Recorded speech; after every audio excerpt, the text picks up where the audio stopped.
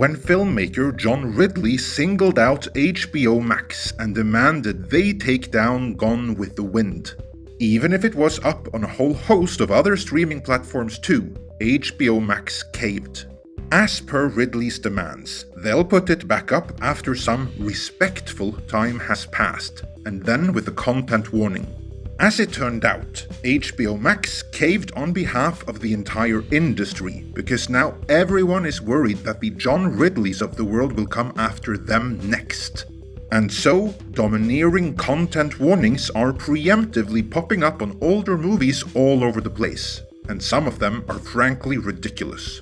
Sky Cinema, for instance, put a content warning saying that some older movies, like last year's Aladdin, and even Dora the Explorer, contained outdated attitudes, language, and cultural depictions which may cause offense. So yeah, everyone stay clear of those, because Dora the Explorer may cause offense. In this editorial, I will begin by going through the case for such content warnings, before scientifically arguing why that case is plainly nonsense, and what I think should be done instead. Before we begin though, let's, for the benefit of everyone not residing in an emocracy, go through what a content warning actually is. A content warning is not the same as the movie's rating, which says which minimum age the content in question is suitable for. Instead, a content warning is a more professional rephrasing of what we're actually talking about, namely a trigger warning. So we are on ideological turf here. A trigger warning is used to warn people of content that might elicit a strong or potentially harmful emotional response. As such, the need for trigger warnings rides on the assumption that many people suffer a perpetual PTSD of sorts, typically brought on by the perceived injustices of society, and they must therefore be protected from being exposed to content that might send them into an emotional overdrive. As such, this comes down to emotional safety and comfort. The belief is that with warnings, people can feel better prepared when faced with content that may perturb them, or even choose to forgo the content altogether for the sake of their emotional well-being. In the minds of those pushing for them, content warnings therefore help people. We'll see if science supports this belief before long, but before we tear it to shreds, let's explore the case for content warnings.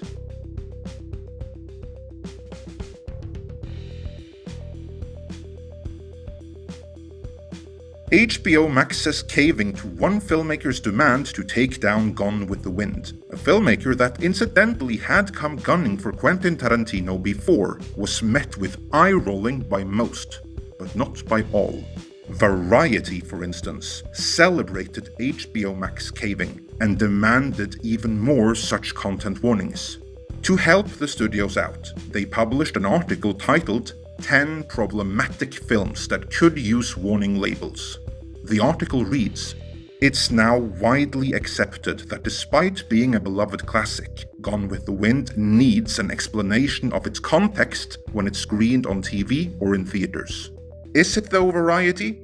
Is it widely accepted? Or is it just accepted by the peers in your joint safe space? I can't help but think the latter, but let's move on. HBO Max says it will eventually restore the Oscar-winning film to the service, but with context and framing. It's a start, but Hollywood's vaults are filled with movies that could benefit from an explainer or disclaimer about outdated depictions of race, sexuality, disabilities, and more. All films should be viewed with a critical eye, but that doesn't mean banning them. Well, I'm glad to hear Variety say that. Although I wouldn't be too surprised if the call to ban certain extra problematic movies comes next.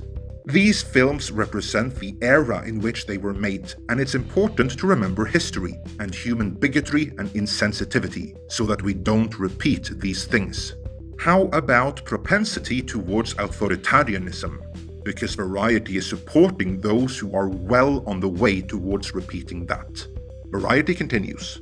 As a start, take note of that. This is the start, not the end. and I guarantee you, no matter what Variety may say now, calls for censorship will be forthcoming before long.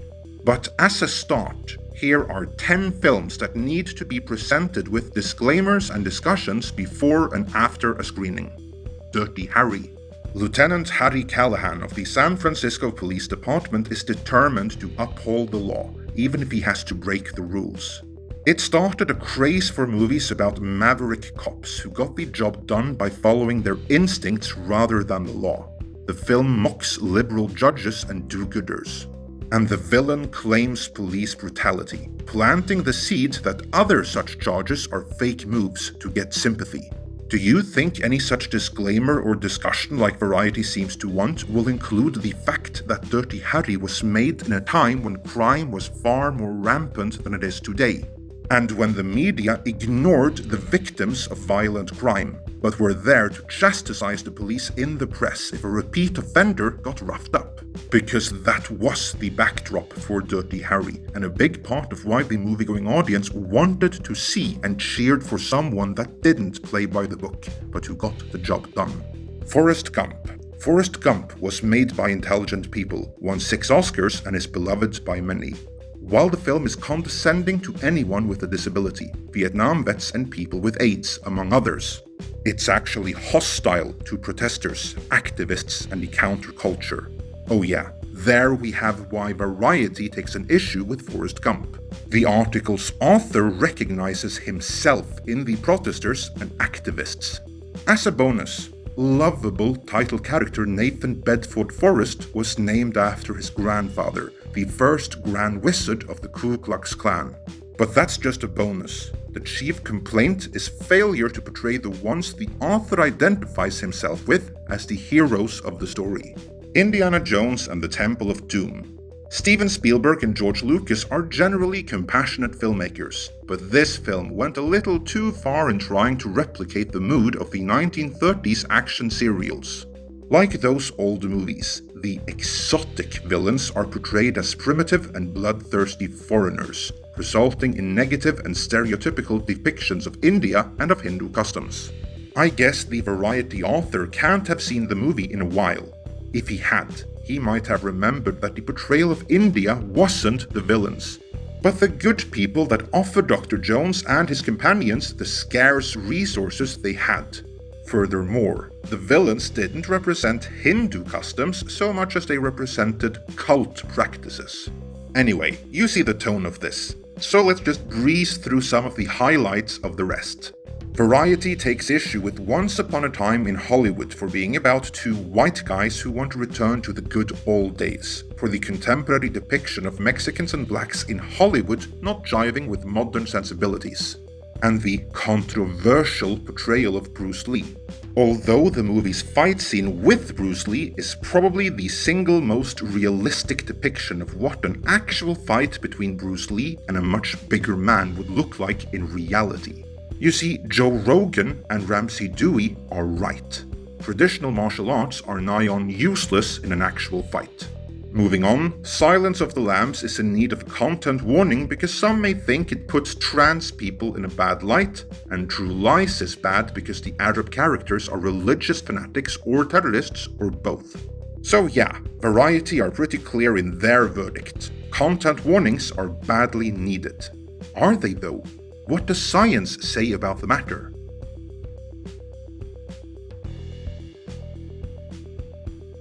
In an article published in March of 2019, Inside Higher Ed went through several scientific studies on the effects of trigger warnings in an educational setting.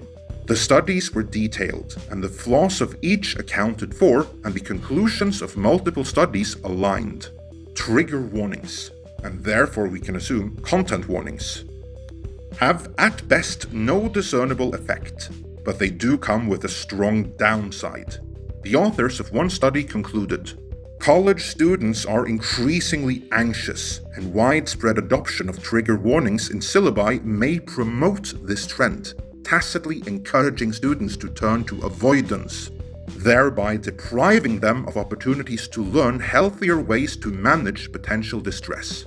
Another researcher elaborated, the long-term consequences of avoidance have been addressed in related areas, so we know that encouraging avoidance helps to maintain disorders such as PTSD. To summarize, trigger warnings won't make anything any better. They may serve to increase anxiety. And those that choose to opt out of the content in question when faced with a trigger warning will not only enforce their mental fragility, they will deprive themselves of a learning opportunity. Allow me to put it in even clearer terms. If you treat people as if they are fragile, they will become fragile. So, everyone chanting for content warnings because they want to make people feel safe are actually doing those in need of content warnings a disservice.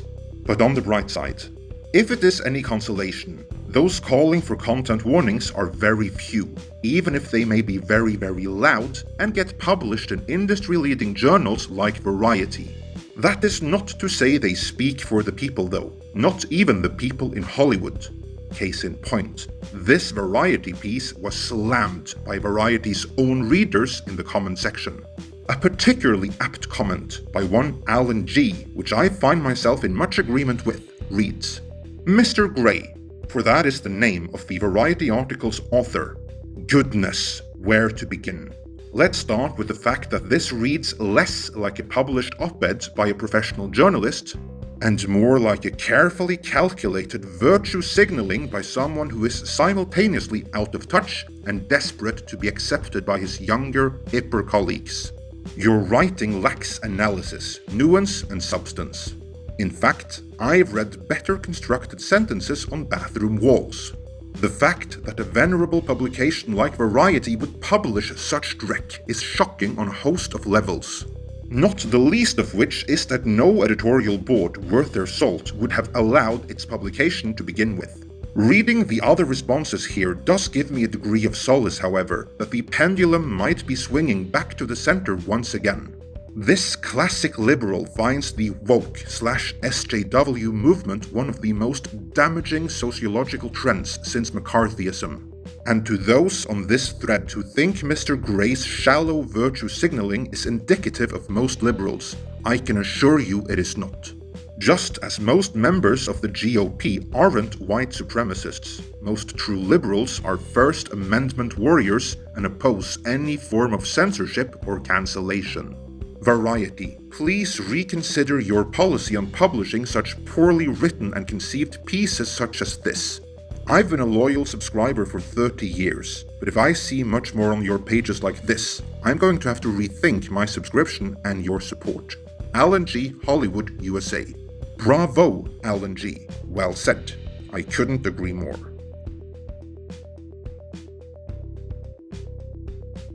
While content warnings are preferable to outright censorship, as a viewer I find them insulting. Just look at what Sky Cinema did here. The content warning takes as much place as and mixes in with the plot description.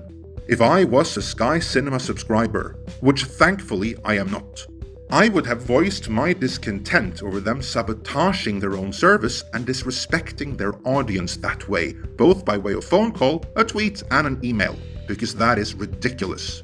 Shame on them for giving in to mob rule. No movie needs a content warning such as this. Now, I could see them making a context description, in which you would get a brief analysis of the movie's main takeaways, an account of the context in which it was made, and how the horizon of the filmmakers may differ from your horizon as a viewer in the year 2020, and why there are some things that some might find offensive because of it. A hypothetical context description like that might actually elevate your viewing experience of the movie into an educational opportunity and remove the negative stigma of a content warning. But what do I know? I'm not Variety.